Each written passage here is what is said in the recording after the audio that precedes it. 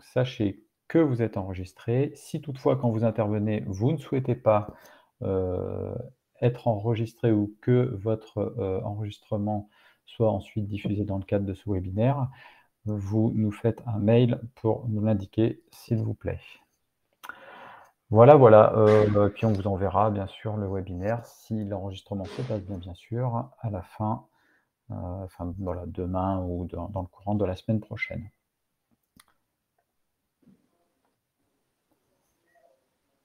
Donc là, c'est un petit rappel de ce que je vous ai déjà, dit, en introduction. Au niveau du programme, je vais faire un bref rappel des technologies de mur bois et ensuite je vous présenterai les exemples de réalisation en se focalisant surtout sur une maison individuelle. Alors je vois des petits chats sur, des problèmes de son et cetera. Alors malheureusement, je ne pourrai pas beaucoup vous aider. C'est souvent un problème qui vient de chez vous, en général, sauf si c'est, vrai pour tout le monde. Dans ce cas-là, c'est un problème qui vient de chez moi et donc là, n'hésitez pas à me l'indiquer, mais si, je vois que c'est qu'une personne, je pourrais pas trop vous aider, hein. Donc désolé, mais là, dans ce cas-là, faut se déconnecter, reconnecter ou alors faire des réglages de paramètres sur votre ordinateur au niveau du son. Une petite présentation de qui on est. Alors surtout, je vous présente pas toute l'équipe, hein. On est, 12 personnes au sein de FIBO Auvergne-Rhône-Alpes. Notre siège social est à Lyon. On a un site sur Landes, à côté de Clermont-Ferrand. Vous avez, des entités, territoriales côté ex-territoire Rhône-Alpes, avec des FIBOis, dans chaque département ou sur 2 départements. Et on est réunis au sein du réseau Fibois France. Donc vous avez une entité comme la nôtre dans chaque région en France et on est, fédérés au sein de l'entité nationale qui s'appelle Fibois France. Alors pour la partie construction bois, nous sommes 2 prescripteurs, bois construction, Benjamin Mermet pour le secteur Rhône-Alpes et donc moi-même pour le secteur Auvergne. Avec des, transversalités, sur, Auvergne-Rhône-Alpes, la formation continue pour moi par exemple et le pacte bois et biosourcé pour mon collègue, Benjamin Mermet. Après, je vous invite, à aller sur notre site internet, où vous verrez que vous avez plein d'informations, que ce soit sur le bois construction, le bois énergie, l'innovation, les entreprises, le savoir-faire des entreprises, que ce soit sur les métiers et la formation continue, mais la formation initiale. Vous avez aussi un site internet, qui est très intéressant et qui vous présente les produits et les savoir-faire qui sont, issus de la région Auvergne-Rhône-Alpes. Les lames de bardage, de terrasse, les bois collés, les bois d'ossature et cetera. Enfin, vous trouverez, tout ce qu'il vous faut sur ce site-là. Ça s'appelle Bois d'ici. On regroupe, environ 650 adhérents. Ça, c'est un peu variable, chaque année. C'est 160 administrateurs, alors en comptant les interprofessions territoriales côté Rhône-Alpes et c'est une trentaine de salariés dans l'ensemble, du territoire, donc y compris les salariés des entités, territoriales. Donc les technologies de mur, bois, la principale, étant, le mur à ossature bois. Donc il s'agit, de montants et de traverses qui sont assemblés, par des clous qui forment un cadre, en fait et dans lequel on vient intégrer, un isolant et ensuite, de part et d'autre, le panneau de contreventement et les finitions, que ce soit extérieures et intérieures. Ça, c'est assez schématique. Heu, dans le détail, comment ça se passe? Vous venez ancrer, en fait, ce cadre, alors qui n'est pas, comme la première image le montre, hein, mais ça, c'est pour vous faire voir, en fait, comment, est réalisé le cadre au niveau du montant et des traverses, alors qu'on appelle plutôt des lisses. Vous avez, un film, en fait, qui empêche les remontées d'humidité par capillarité qui est positionné entre l'élément maçonné et l'élément bois pour préserver l'élément bois de l'humidité. Alors l'ennemi du bois, c'est, l'humidité en fait, hein. Il faut, à tout prix éviter, que, le bois soit soumis à humidité. Si tel est le cas, il faut qu'il puisse évacuer cette humidité très rapidement et qu'il puisse sécher très rapidement. L'objectif étant que les champignons ne se développent pas. Les champignons au-dessus de 20 à 23 de degré d'humidité prolongé et dans un certain environnement, il y a un gros risque, de développement de champignons.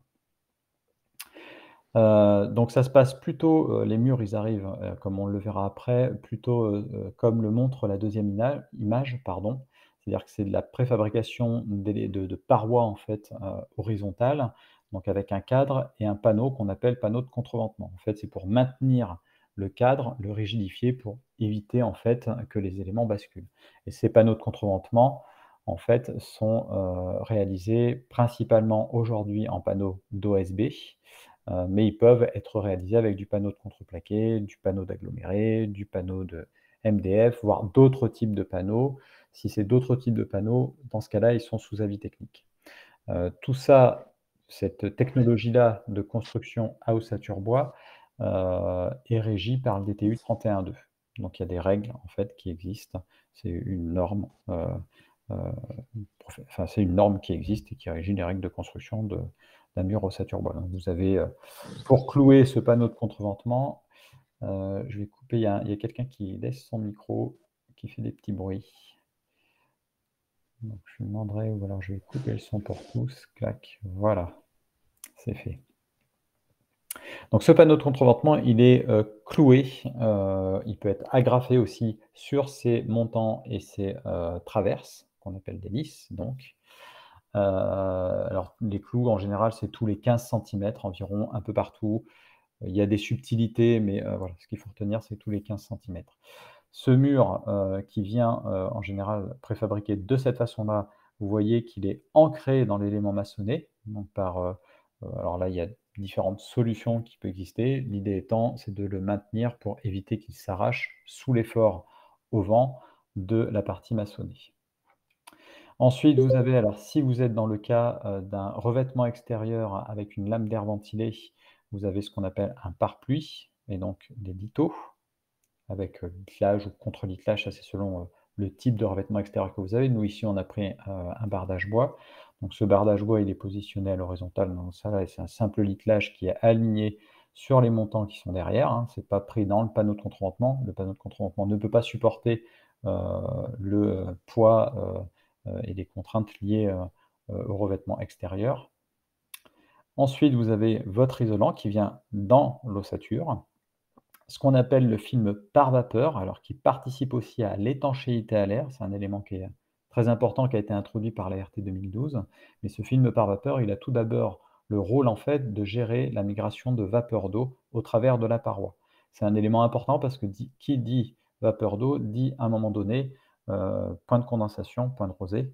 Donc c'est-à-dire que c'est l'endroit dans le mur où la vapeur d'eau va se transformer en eau. Et comme je vous l'ai indiqué au départ, il ne faut pas que ça se passe dans le mur à ossature bois, pas au contact du bois. Donc il faut empêcher la vapeur d'eau ou alors, la réguler pour lui permettre d'arriver en quantité suffisante pour pouvoir ensuite migrer tranquillement vers l'extérieur sans faire de point de condensation à l'intérieur du mur à ossature bois. Donc soit il faut, on appelle ça des freins vapeur ou des pare-vapeurs. En fait, vous avez une valeur qui s'appelle la valeur SD. Plus cette valeur est importante, plus l'élément par vapeur est imperméable à la vapeur d'eau.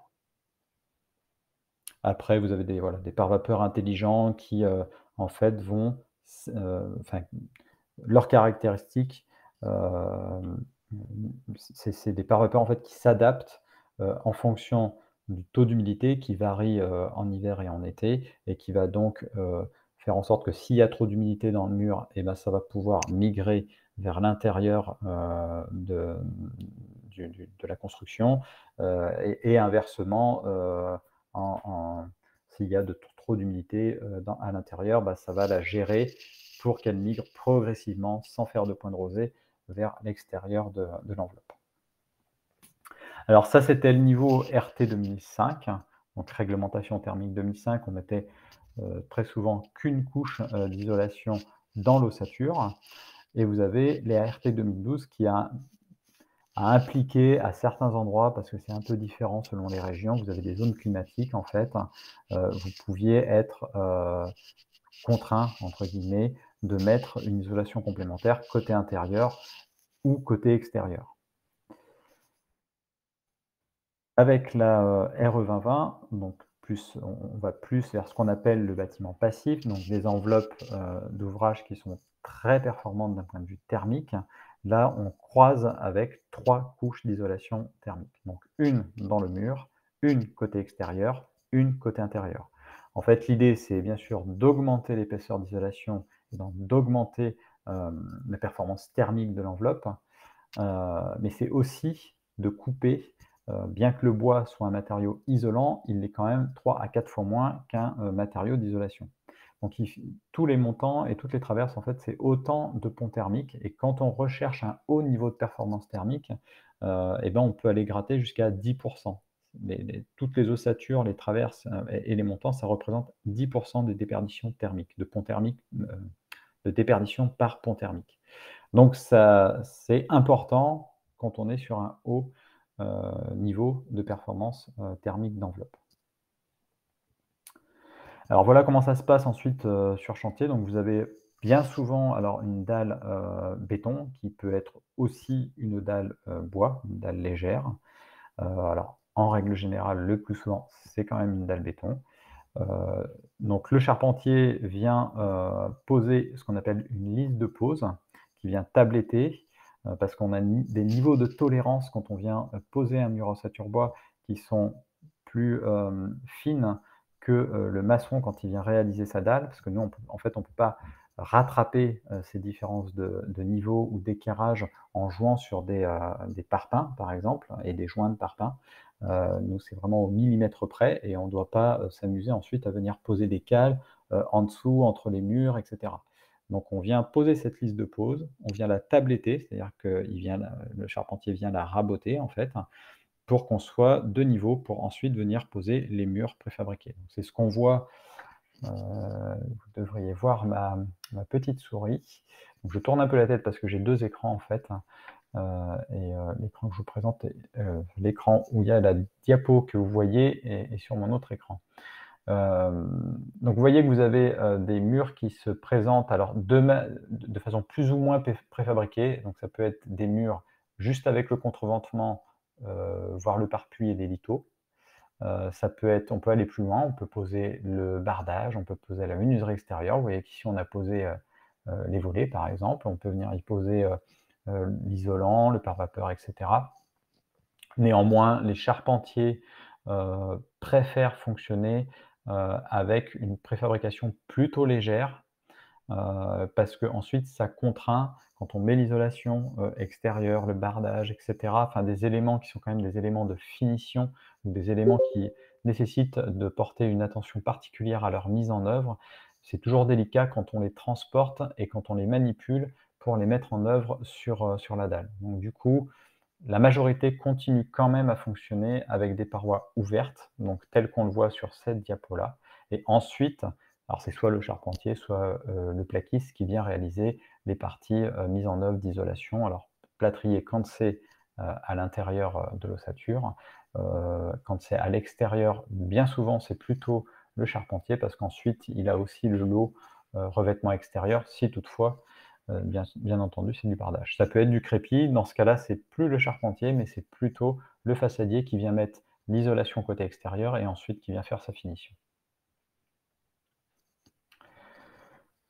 Un autre type, de d'éléments, de construction bois, ce sont alors on en voit de plus en plus, ça concerne moins, les constructions, d'habitat individuel, c'est plutôt sur du collectif, des grands ensembles tertiaires et cetera. C'est ce qu'on appelle les panneaux bois massifs ou CLT, le Cross Laminated Timber. En fait, ce sont des planches, que l'on vient coller entre elles, on vient faire des plis, à chaque pli, en fait, on, croise les planches à 90°. Vous avez donc des comme ça, des panneaux, sandwich de 3, 5, 7 plis qui se forment et qu'on utilise. Alors c'est des panneaux qui sont assez intéressants parce qu'en fait, on peut les utiliser, ils sont très, résistants mécaniquement, donc grand intérêt, et on peut les utiliser en mur, en plancher, et en éléments de toiture. Alors c'est surtout aujourd'hui beaucoup en panneaux de plancher qu'on vient les utiliser et quand on fait, on le verra, sur les habitats collectifs, et ben, on peut mélanger en fait les technologies de construction bois entre elles et les utiliser, là où elles sont, et ben, heu, le plus adapté en fait, que ce soit techniquement, économiquement et cetera. Donc il s'avère qu'en élément de plancher, techniquement et économiquement, ce type de panneau est assez intéressant et donc on vient souvent mettre le plancher, on vient souvent réaliser une structure, donc poteau-poutre, lamellé collé, un plancher en CLT et des murs manteaux, en ossature bois. Donc alors là, l'isolation, bien, on vient la mettre de part et d'autre. Vous voyez qu'on ancre, ce panneau de CLT avec un système, d'équerrage. Ce sont des grosses ferrures, en fait, des grosses équerres, qui sont assez hautes pour limiter, en fait, pour, faire en sorte que le panneau ne s'arrache pas face, aux efforts au vent et ensuite on vient réaliser, l'isolation. Alors isolation thermique par l'extérieur, ça peut être uniquement par l'extérieur, si on a une bonne isolation, thermique, de réaliser parce qu'on peut conserver le panneau côté intérieur avec des faces visibles. Il y a des différentes qualités, en fait, les industriels vous proposent, différentes qualités, des qualités non visibles et des qualités visibles. Donc les qualités non visibles, c'est celles qui ont des gros nœuds, sautants et cetera et des qualités visibles, ben, vous avez, moins de singularités du bois qui apparaissent. Ensuite, vous avez toujours les éléments par vapeur, donc rails, métalliques et finitions placo. Alors je ne vous ai pas parlé juste avant pour l'ossature bois, mais les finitions, en gros, que ça soit finition intérieure ou finition extérieure, on peut faire ce que l'on veut. Voilà, on a une structure bois, c'est, le squelette hein, et ensuite le squelette, ben, on l'habille, comme on veut. Il y a toutes les possibilités, offertes, il n'y a pas de contraintes particulières, sauf, cas, mais là ça ne concerne pas, l'habitat privé, sauf certains cas d'habitation, en R+, et cetera, qui ont des réglementations incendie bien spécifiques ou les ERP, établissements recevant du public. Donc voilà ce qu'on fait avec ce type de panneau. Vous voyez beaucoup de logements collectifs, de bâtiments tertiaires. Vous voyez la mise en œuvre en fait qui est, assez aisée, hein et puis du coup vous couvrez quand même, une grande surface en un minimum de temps. Donc c'est assez aussi impressionnant, de voir la rapidité, d'élévation, des immeubles qui sont réalisés avec ce type de panneau-là. Ça c'est extrêmement rapide. Vous avez un temps de chantier en fait qui est très réduit et c'est, donc vous posez, c'est vissé. C'est, aussi simple que ça. C'est, le bois, bien souvent on dit construction bois, mais le bois sans le métal par les éléments, de quincaillerie, d'assemblage, de visserie et cetera, bon, on pourrait pas faire ou plus difficilement, tout du moins.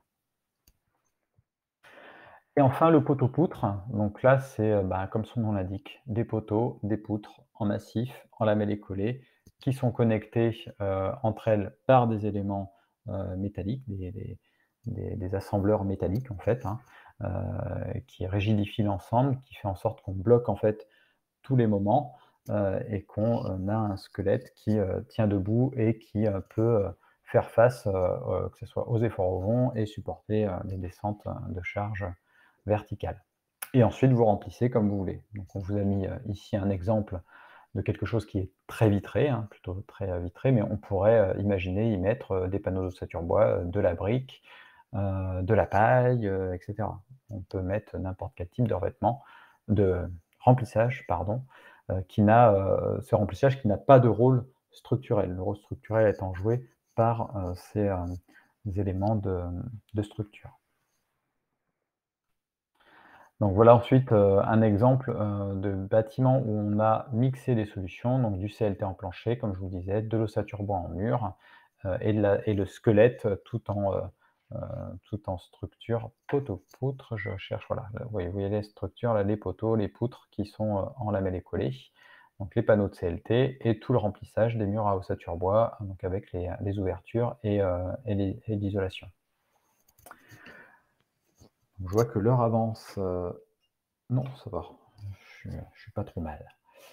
Donc la maison, que je vous présente, c'est celle-ci. C'est une maison qui fait environ 100 m², 118 m² avec le garage, qui a été réceptionnée en 2022, donc en juin 2022, qui est passée au travers des, évolutions, de prix. Donc le coût que je vous donne, c'est peut-être plus le coût tout à fait constaté, aujourd'hui. donc 214 500 € TTC, qui ne comprend pas les honoraires, les études.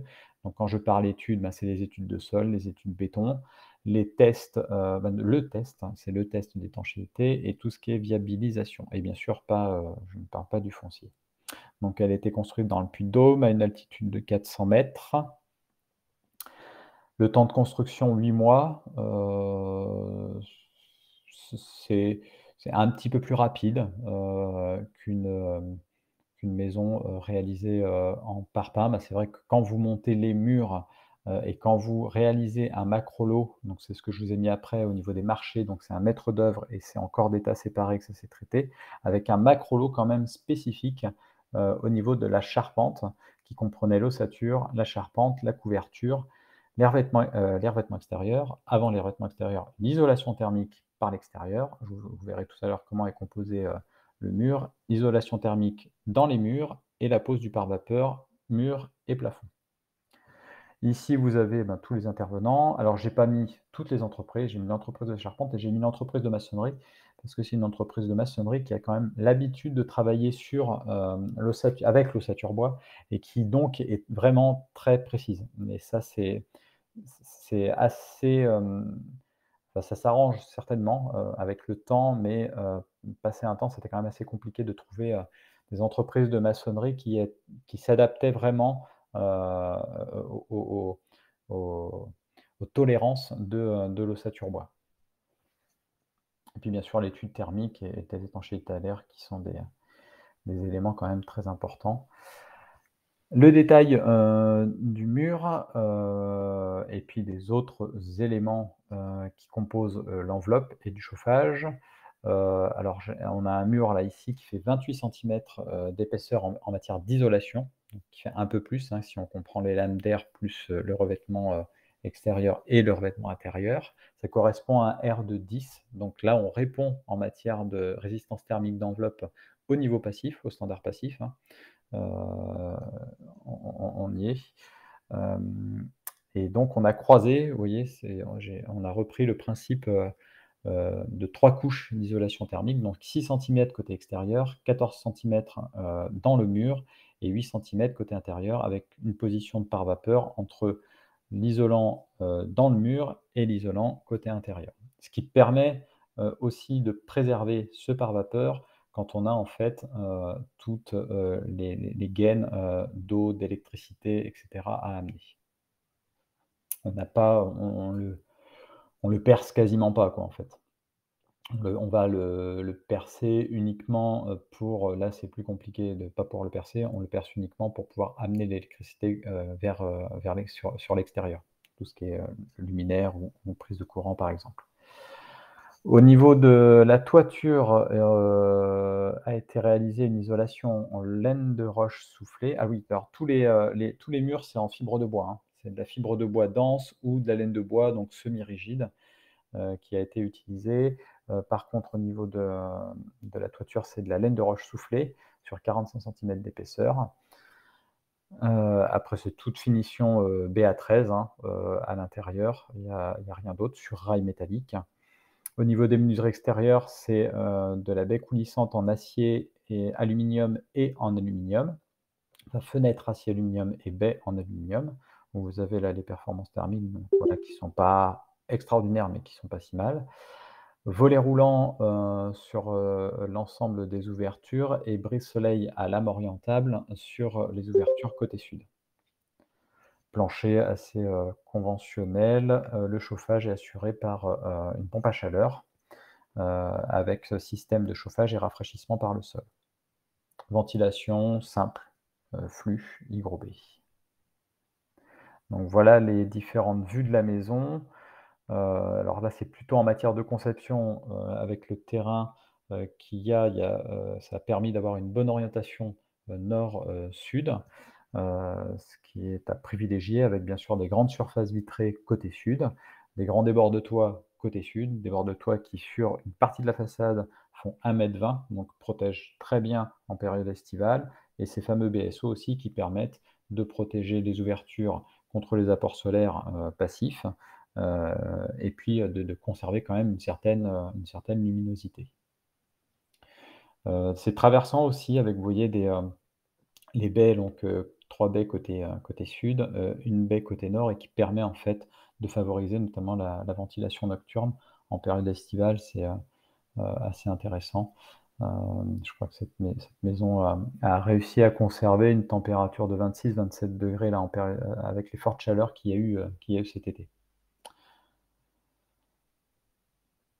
Donc voilà un petit bilan, qui est remis en fait, au moment de la réalisation, du test d'étanchéité à l'air. Donc test d'étanchéité à l'air qui a donné une valeur de 0,28 sous Q4 pour les connaisseurs.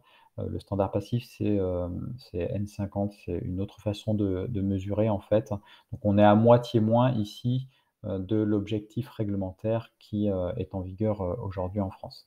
Donc vous avez, des éléments intéressants en fait, dans ce petit bilan au niveau des principales déperditions, où est-ce qu'elles se situent. Vous avez aussi, une notion en matière de confort d'été et de performance d'isolation pour voir un petit peu, voilà à quel niveau, vous vous situez, de votre maison voilà, en matière d'isolation. Par exemple ici on est très bon, par contre en confort d'été, ben, on est plutôt moyen. Alors moyen parce qu'en fait au moment où, le test d'étanchéité à l'air a été fait et que donc l'entreprise qui a réalisé ce test et ce bilan est passé, il n'y avait pas encore d'installé les BSO. Donc ça faisait partie de ces recommandations d'installer des BSO, pour améliorer ce confort d'été. Donc, ce qui fait que, voilà, on serait peut-être entre moyen et bon plutôt que moyen parce que les BSO ça a quand même un impact, très important. Surtout quand vous n'avez pas de débord de toit assez, suffisamment conséquent. Et puis ça vous donne une petite estimation aussi au niveau des coûts annuels d'énergie, mais bon, ça aussi, ça dépend de comment vous chauffez, comment vous utilisez vos électroménagers, quel type d'équipement électroménager vous avez, heu, vous vous êtes équipé et cetera. Donc grosso modo, on est plutôt sur un bon niveau de performance, hein. Mais ce qui est normal compte tenu de l'isolation thermique d'enveloppe, qui a été mise. Voilà les différentes étapes, un petit cheminement, depuis le début, de réalisation donc jusqu'à la fin, donc la partie, terrassement, partie fondation, partie long green, béton pour accueillir, la dalle. Alors il n'y a pas de photo, mais c'est des systèmes ourdis avec du polystyrène, pour, l'isolation, donc c'est un plancher sur vide sanitaire. Vous voyez qu'on retrouve, pardon, je retrouve ma petite, flèche. La lisse de pose avec le film qui empêche les remontées par capillarité, vous voyez qui dépasse un petit peu ici et ensuite vous voyez l'entreprise donc, à 2, hein, en fait ça se fait, vous avez le camion sur lequel sont chargés les panneaux d'ossature bois qui ont été préfabriqués en atelier, le camion qui est équipé d'une, petite grue comme ça, enfin petite, quand même, qui peut être assez longue si elle se déplie totalement et au fur et à mesure en fait, qu'il décharge les panneaux et ben, ils sont montés, sur, la dalle, assemblée à la lisse et fixés ensuite dans l'élément maçonné, en dessous. Vous voyez que vous avez des barres ici qui permettent en fait de maintenir les panneaux d'ossature droits et d'éviter qu'ils tombent, s'il y a un coup de vent et cetera. Enfin, il faut pouvoir, maintenir provisoirement, un système, pour maintenir les panneaux en place. Heu, Ça c'est indispensable pour éviter les accidents qui peuvent se révéler, assez graves. Donc voilà, l'ossature est montée. Alors en général, ça prend pas beaucoup de temps pour ce type de maison, c'est 2-3 jours. Voilà, tous les panneaux sont montés. Ensuite vous avez, alors là c'est 2-3 jours pareil à peu près pour, tout ce qui est charpente. Là, c'est une charpente industrielle. Alors la pose du pare-pluie sur la charpente, des lithos. Ici vous avez, un élément, de gouttière parce qu'en fait ce sont des chaînons encaissés qui ont été, réalisés. Donc là avec du contreplaqué CTBX, donc exprès pour, être utilisé en extérieur. Les tuiles qui se font rares en ce moment et ensuite une fois qu'on est, mis, hors d'eau, bah, l'entreprise de charpente, est venue réaliser la partie isolation. Donc on voit l'isolation, alors ça c'est l'isolation non du plaquiste qui est arrivé parce que les ouvertures étaient posées. Si on revient un peu plus en avant un peu plus en amont pardon, Là, vous voyez donc le pare-vapeur derrière lequel vous avez l'isolation thermique dans le mur. Donc le pare-pluie a été posé, donc là vous avez ça veut dire que l'isolation thermique extérieure a été posée également. Donc voilà, une fois que le charpentier est parti et le menuisier est passé quasiment de suite après, voilà dans quel état vous devez retrouver, le chantier. Donc c'est quelque chose de quand même très propre.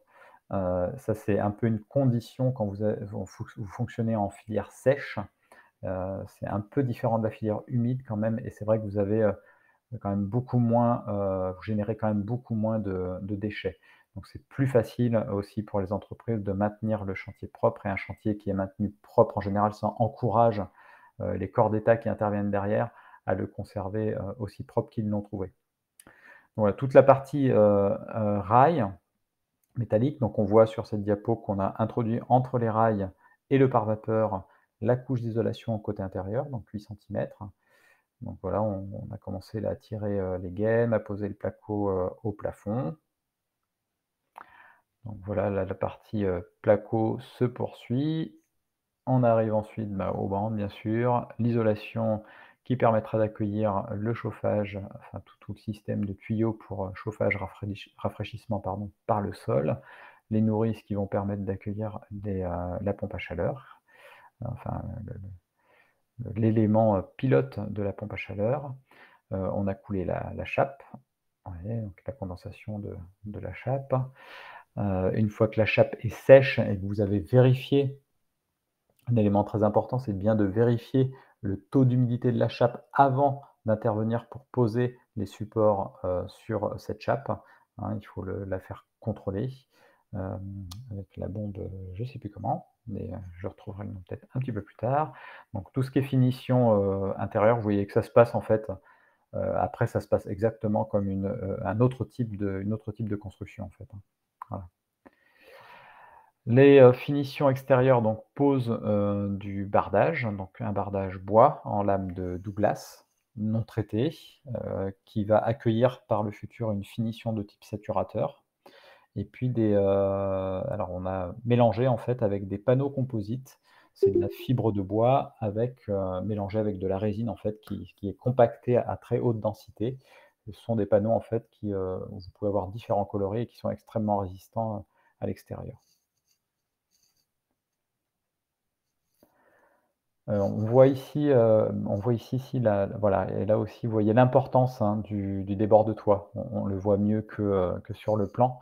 Donc vous avez 1,20 m là de débord de toit sur toute cette partie-là. Alors un peu moins ici parce qu'il y a un petit décrochement, voilà pour jouer un peu sur les façades, animer un petit peu les façades de la maison. Vous avez une terrasse là, des plans en béton, ça va permettre d'accueillir en fait une terrasse, totalement en bois. D'ailleurs la structure de la terrasse est juste ici et qui est en pin sylvestre pour la structure et en Douglas pour, les lames de terrasse. Toute la partie, évacuation eau de pluie, assainissement. Donc là, on touche à la fin. Récupération d'eau de pluie pour pouvoir ensuite, arroser et cetera. L'installation de la pompe à chaleur, les finitions, donc, peinture, parquet, bois. Heu, les éléments, de mobilier, pardon, salle de bain et sanitaire. Voilà pour la partie maison individuelle. Bon, il reste 5 minutes, mais ça nous suffira pour vous présenter donc 2 logements collectifs en habitat participatif. L'un qui se situe comme, vous le voyez à Grenoble, 360 m². Je crois pas que j'aurai le détail, mais ça, vous pouvez retrouver des éléments, plus détaillés, aussi je les ai peut-être ici, je peux vous inviter à aller sur notre site qui s'appelle, heu, Panorama Bois ou prix national de la construction bois. Et vous avez tout un tas d'ouvrages, alors que ça soit, de l'habitat collectif, du public, des maisons individuelles, des extensions, des surélévations et cetera. Vous avez, énormément d'exemples en fait et Ça peut vous aider dans votre projet pour vous donner des idées, voir un peu ce qu'il est possible de faire, voir aussi, des professionnels, architectes, maîtres d'œuvre, entreprises, bah, un peu leur savoir-faire, ce qu'elles sont en mesure de réaliser et cetera. Donc vous voyez que le bois aussi, c'est pas forcément, comme je vous le disais, au début de ma présentation, c'est pas du bois en extérieur. Vous voyez qu'ici, on a choisi de mettre, alors c'est soit du zinc, soit du bac acier, ça ressemble plus à du zinc a priori, avec du bardage bois seulement, en partie, en rez-de-chaussée, mais bardage qui est plutôt protégé, vous voyez, hein, qui déborde de toit quand même, qui permet de le protéger. Je ne sais pas combien il y a de familles, il doit y avoir 3 ou 4 familles, je crois, qui se partagent, cet habitat, collectif, donc qui est réalisé entièrement, en structure bois, donc structure poteau-poutre, solivage, ossature bois.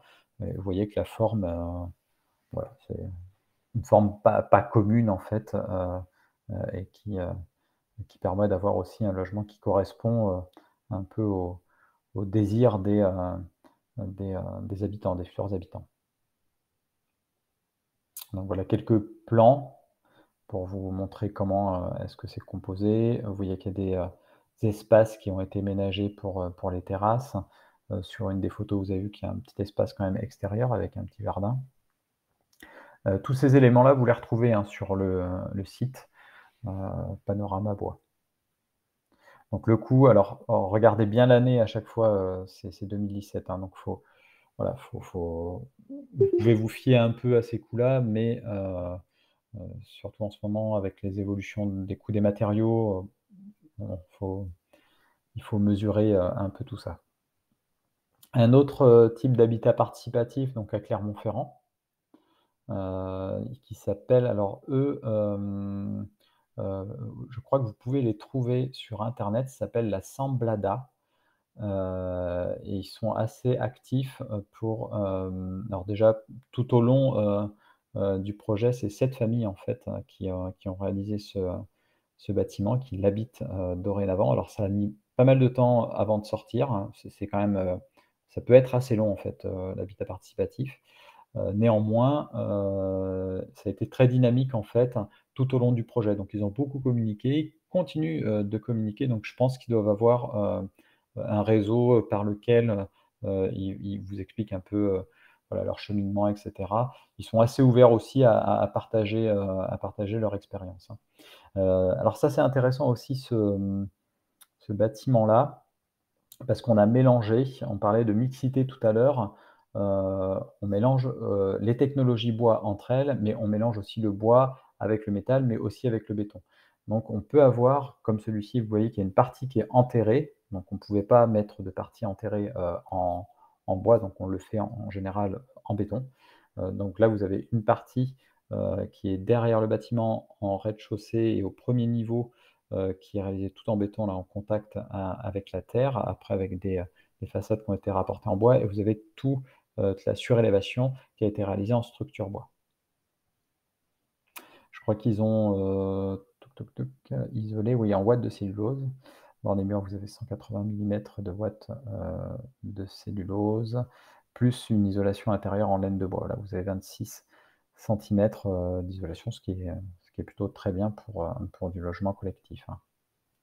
Alors eux, ils sont allés jusqu'à faire, vraiment beaucoup de bois parce que vous avez les fenêtres, hein, donc menuiserie extérieure qui sont en pin sylvestre, et il me semble les volets. Donc il manque un petit mot que je corrigerai, c'est fenêtres et volets qui sont, en pin sylvestre. Et le plancher, alors oui, mixte bois-béton. Donc là, en fait, c'est pour permettre de gérer, l'acoustique. Sur, les planchers, bois, si ce n'est pas du CLT, alors c'est là où ça peut être intéressant d'utiliser ces panneaux bois massifs qu'on appelle CLT, que je vous ai présenté tout à l'heure, c'est, d'atteindre les niveaux de performance acoustique, souhaitables pour avoir un bon confort, surtout quand on est sur des, logements qui sont, les uns contre les autres ou les uns au-dessus des autres. Alors plutôt les uns au-dessus des autres, pardon. Les uns contre les autres, on peut gérer avec, des éléments en ossature ou des éléments, à structure métallique, type, avec type support placo derrière. En fait, la règle à respecter, c'est masse, ressort, masse, donc de mettre de la masse, de mettre un élément ressort qui est un élément de résilient ou d'isolation, acoustique, et ensuite, de la masse. Donc quand on est sur un plancher léger avec des solives, revêtu d'un plancher bois et qu'on n'a rien en dessous, ben, bon, voilà, par expérience, vous l'avez certainement vécu sur les vieux bâtiments, vous avez, quand même un phénomène de résonance et de bruit de choc qui est assez, inconfortable, voire même très inconfortable.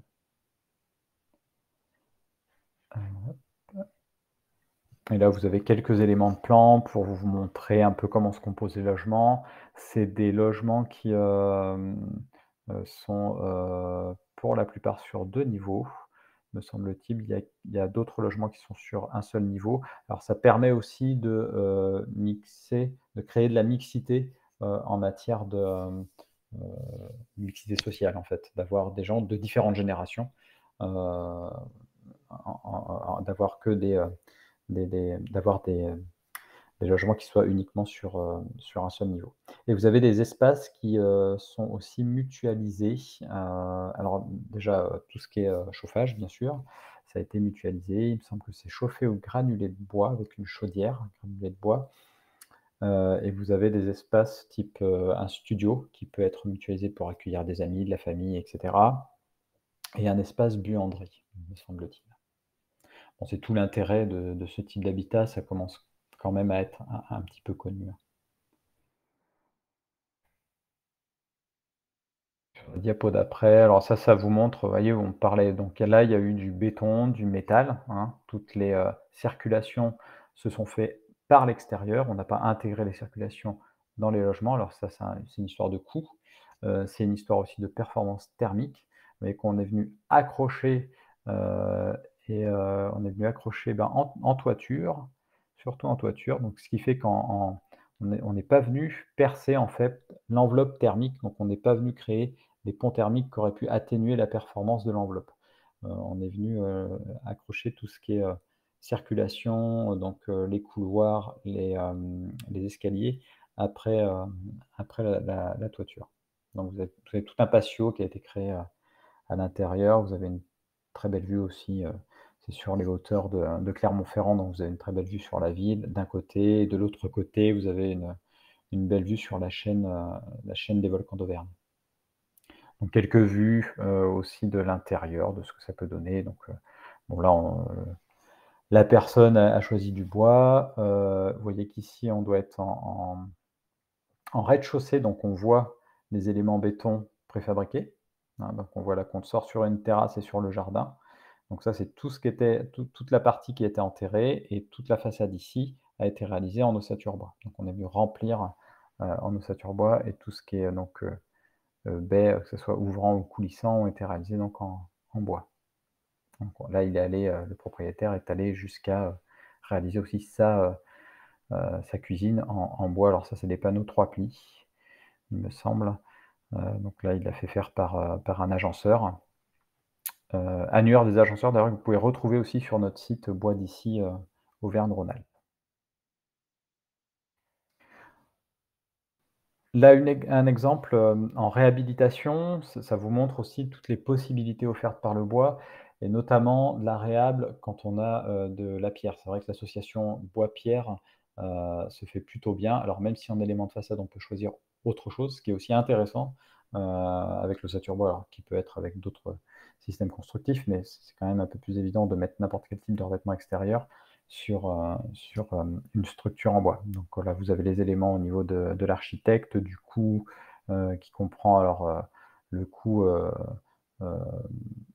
peut paraître assez important, mais vous avez eu un travail de diagnostic et de remise en état de, la structure, heu, rez-de-chaussée, bah, et semi-enterrée là aussi, qui était réalisée en pierre, donc qui était assez ancienne, et qu'il a fallu reprendre, recréer un chaînage et cetera.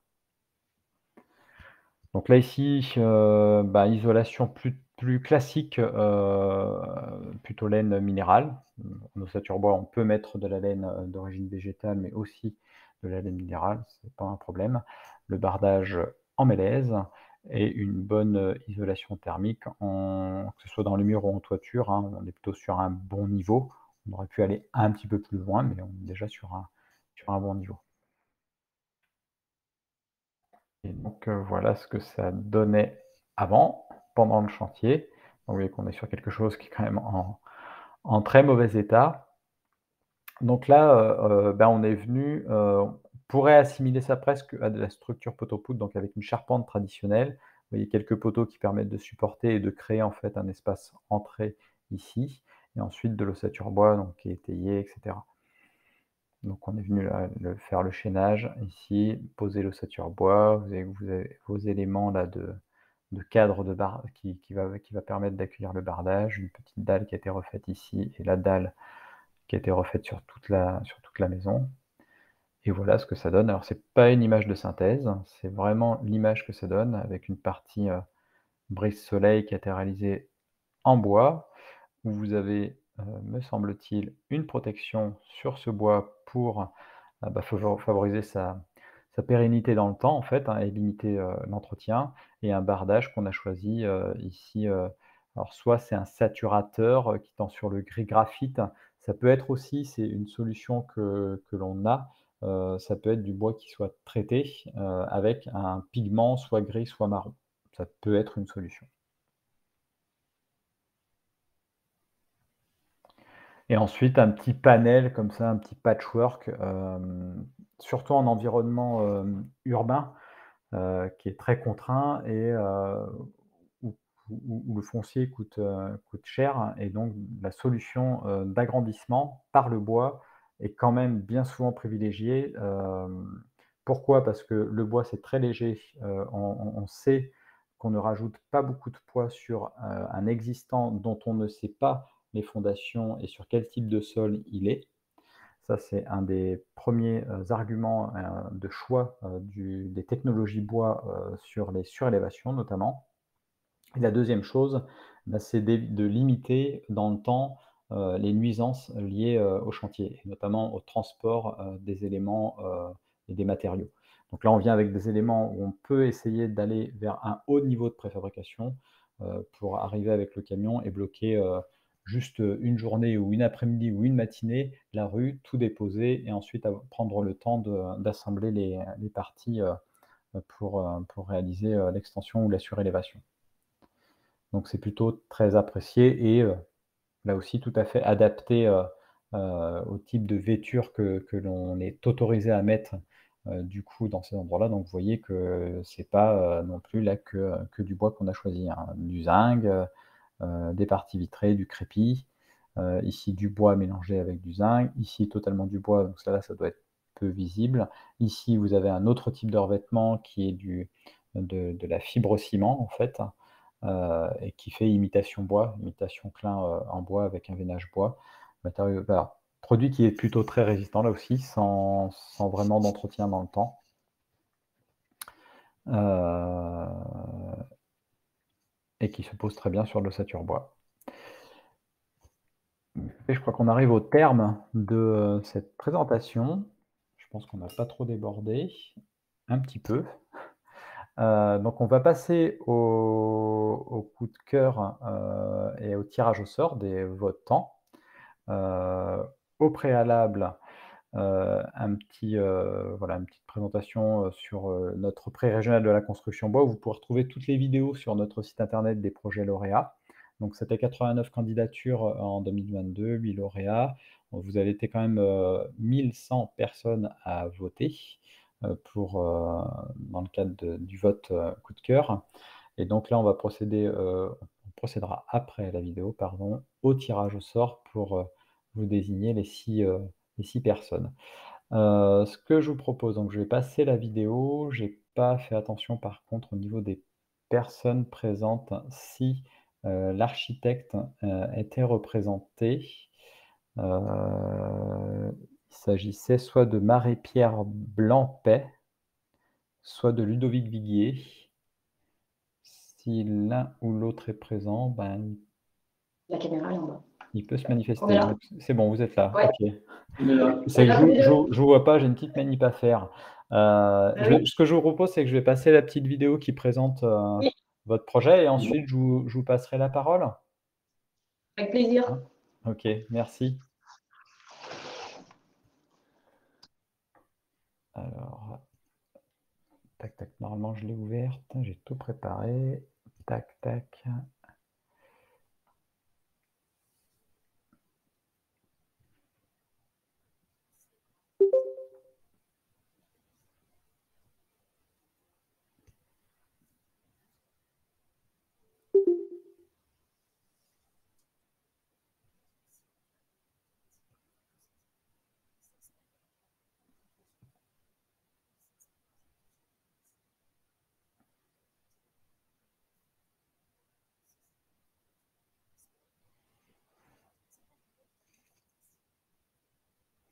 Mais je parle de soi.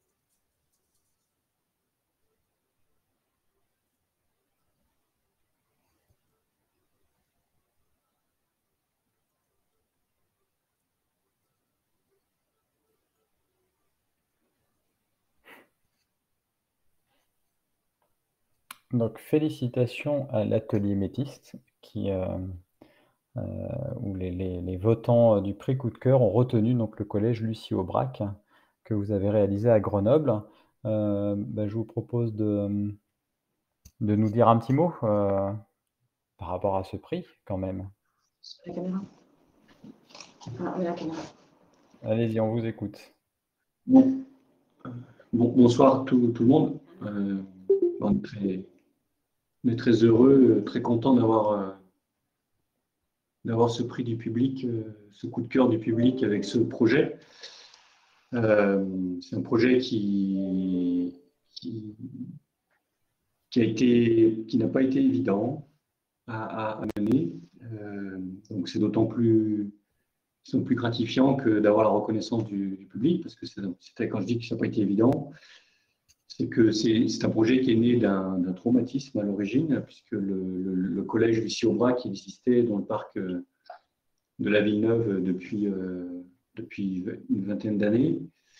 Et il a été détruit suite à un incendie criminel il y a de ça 5 ans. Et malgré tout, le département de l'Isère a quand même souhaité reconstruire un collège.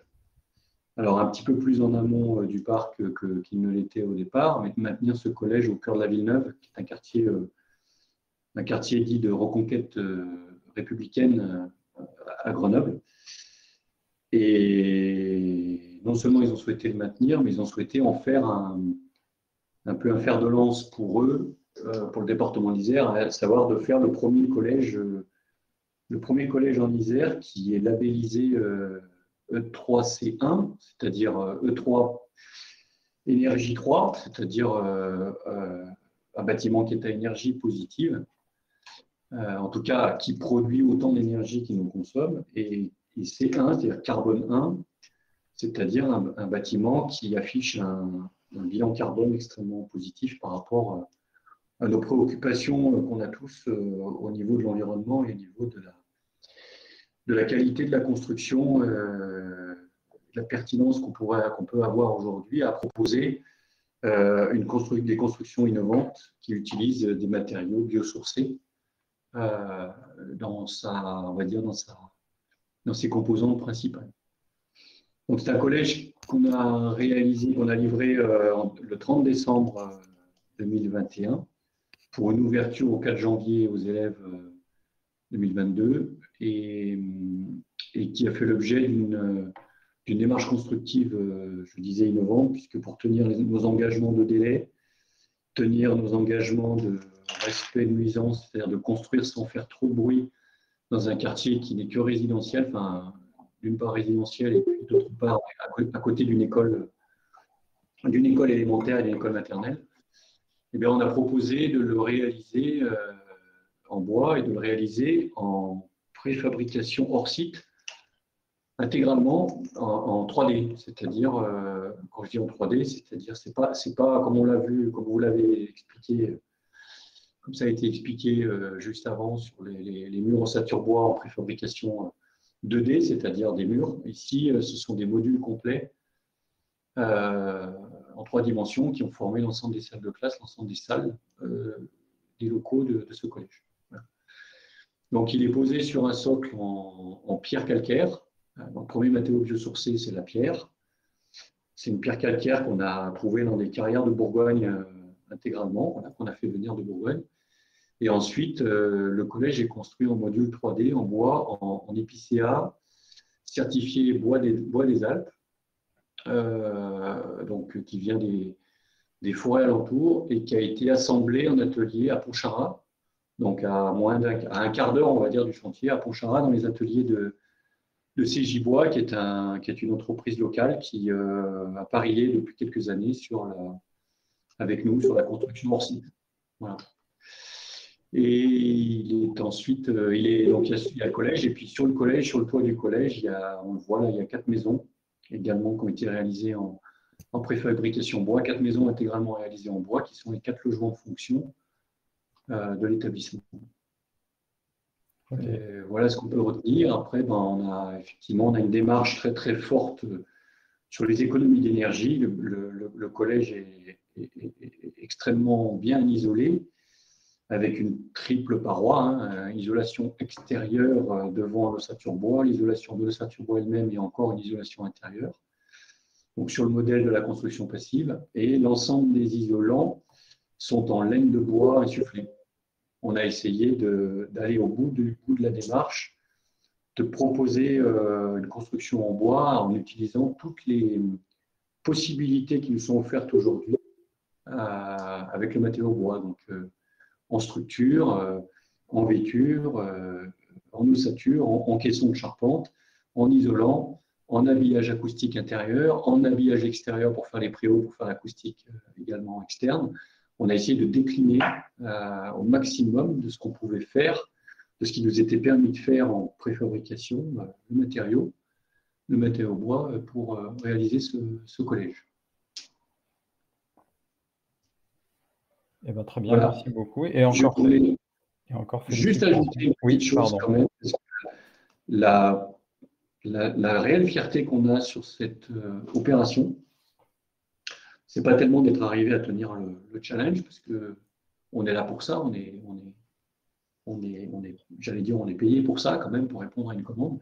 Mais la vraie fierté, c'est que parallèlement à ça, comme on était dans un quartier sensible, un quartier de reconquête républicaine, on s'était fixé un très gros enjeu avec le département, d'arriver à faire que ce bâtiment soit l'occasion de réinsérer et d'insérer des jeunes du quartier en déshérence, on va dire, ou en tout cas en échec scolaire, et de faire que cette opération, de montrer que cette opération ici pouvait être aussi un vecteur d'emploi, de création d'emplois. Et notre petite fierté, elle est là, c'est que le charpentier en particulier a créé 8 emplois à l'occasion de ce chantier.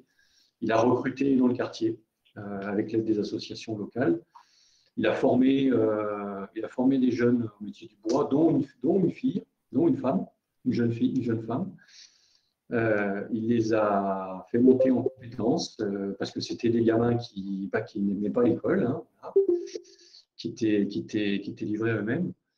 L'électricien du chantier en a pris 2. Enfin, on a réussi finalement, au total, il y a eu 12 contrats d'insertion qui ont pu être générés à l'occasion et grâce à la construction, à la construction de ce bâtiment. C'est notre fierté, elle est là, elle n'est pas ailleurs. Hein.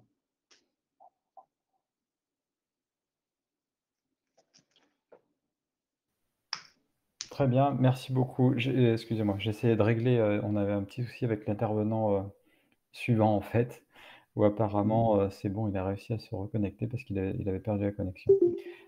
Écoutez, merci beaucoup pour cette présentation et puis cette belle réussite du coup, vu que vous avez eu ce coup de cœur avec un nombre de votes qui a dépassé les nombres de votes qu'on avait habituellement sur ce vote coup de cœur. Donc ça peut être réconfortant de voir que c'était un projet compliqué et peut-être un peu difficile, mais au final, il est plutôt reconnu comme étant une belle réalisation, quoi. Ce que je vous propose, c'est qu'on va procéder maintenant au tirage au sort. Dans le même temps, où je vais procéder plutôt déjà au tirage au sort. Donc je ferai ensuite intervenir donc Nicolas Grossin, directeur régional de ProBTP, qui a offert, qui va offrir ces séjours aux 6 personnes qui vont être tirées au sort dans le cadre de Village Vacances ProBTP. Donc je ne sais pas si monsieur Grossin, vous êtes bien Oui, connecté? bonsoir. C'est bon, super. Bonsoir. Bonsoir. Je procède au tirage au sort. Donc vous voyez, on a choisi en fait une petite application que j'enlèverai après, donc pour faire voir qu'on n'a pas triché. On a le nombre de personnes juste. Je vérifie quand même que j'ai bien tout copié-collé, que je n'oublie personne sur mon fichier source. Donc ça se fait, vous voyez, en toute transparence. Hein. Donc a priori, ça a l'air d'être bon. Tac. Donc j'ai mis le nombre de gagnants que je souhaite. Je lance le tirage au sort. Et là, on va voir apparaître. Alors je vais bien faire une capture d'écran pour pas les oublier. Il y a même des architectes, il va être content. Et donc, vous voyez le nom des personnes qui ont gagné apparaître. Pendant que je procède à la copie d'écran, etc., je vous laisse la parole, monsieur Grossin. Oui, merci beaucoup. Merci beaucoup. Déjà, je vais vous dire en 2 mots pourquoi je suis là aujourd'hui pour offrir ce prix. Hein. Donc, ProBTP, c'est un groupe de protection sociale qui intervient auprès des entreprises, des artisans, des salariés et des retraités de la branche du BTP. On intervient dans différents domaines, comme tous les groupes de protection sociale, sur la retraite, sur la santé, sur la prévoyance et sur différentes assurances. Et depuis quelques années, la volonté du groupe ProBTP, c'est de travailler sur les branches un petit peu connexes au BTP, qu'on appelle chez nous les branches de la construction, où on va retrouver les architectes, les promoteurs immobiliers, le logement social et toute la filière bois. Et c'est dans ce cadre-là qu'on a fait un partenariat avec Fibois cette année, et on est ravis de les accompagner dans l'animation de ce concours. Donc concrètement, les 6 personnes qui viennent d'être tirées au sort ont gagné un week-end pour 2 personnes en pension complète dans l'un de nos centres de vacances, puisque ProBTP est propriétaire de Village Vacances, que ce soit sur la Côte d'Azur, à la montagne ou sur la côte atlantique. Et donc, en 2 mots, moi, je vais féliciter évidemment le gagnant du concours et puis remercier les votants parce que sans eux, il n'y aurait pas de gagnant.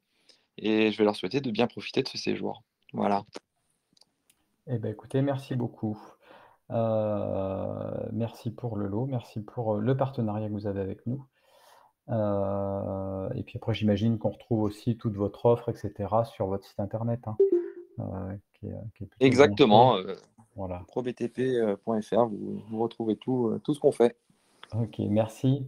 Je vais juste vous dire le nom donc des, personnes tirées au sort que je vais mettre, aussi ici et on terminera là-dessus. Donc c'est Bertrand Cavagna qui est dans le 38, Elias Michelotti, Claudette Royer, Bernard Perrin, Charlotte Desbruyères et donc Silo Architecte. Donc là, Silo Architecte, si, ils sont plusieurs, il va falloir qu'ils se partagent, le séjour.